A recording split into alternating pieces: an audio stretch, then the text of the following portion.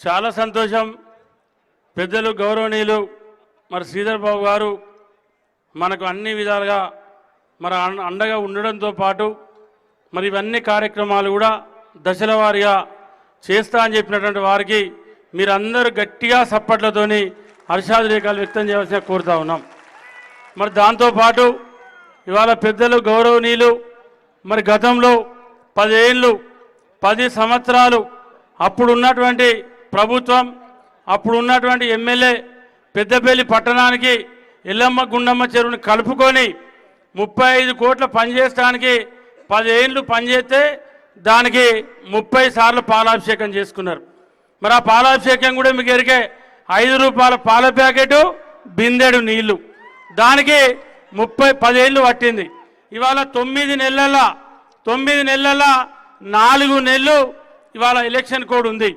మరి అటువంటిది మన నాయకులు బట్టి విక్రమార్క గారి నాయకత్వంలో ఇవాళ దాదాపు 85 కోట్ల రూపాయలకు పనులకు మనం శంకుస్థాపన చేసుకున్నాం.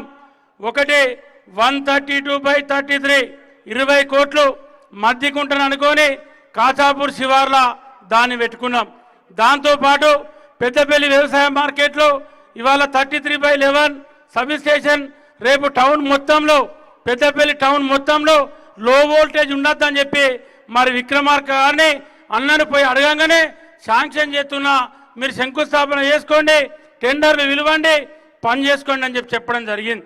దాంతోపాటు రంగాపూర్ 33/11 KV ఇవన్నిటితో పాటు ఎస్సీ కార్యాలయం కొత్తగా 1,60,00,000తోని డీజీ కార్యాలయం ఎల్లమ్మ గుండమ్మ చెరువు ఏదైతే ఎల్లమ్మ టెంపుల్ దగ్గర 12 లక్షలతోని మరి ఇవన్నీ కూడా దాదాపు 85 కోట్ల రూపాయలతోని ఇవన్నీ కూడా ఇవాళ అట్టిగానే రాలే. ఇక్కడికి ఏదో చూసిపోవటానికో తిరిగిపోవటానికో మన వచ్చేదో మీటింగ్ లేదో మాటలు చెప్పడానికి మన నాయకులు రాలే. ఇవాళ 85 కోట్ల రూపాయలతోనే ఇవాళ ఈ పనులు అన్నిటి కూడా శంకుస్థాపనలు జరిగినాయి.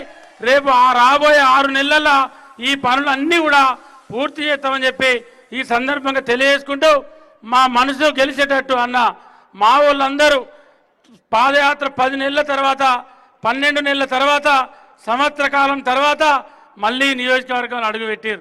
మళ్ళీ మీరు అడుగుపెట్టే నాటికి ఇవన్నీ శాంక్షన్ ఇచ్చి పెద్ద ఎత్తున పనులు అయ్యేటట్టు మా ప్రాంతం అంతా కూడా పులికించిపోయేటట్టు మీరు వరాల జల్లు కురిపియాలని చెప్పి మనస్ఫూర్తిగా కోరుకుంటూ మిమ్మల్ని మాట్లాడవలసిన కోరుతా ఉన్నా.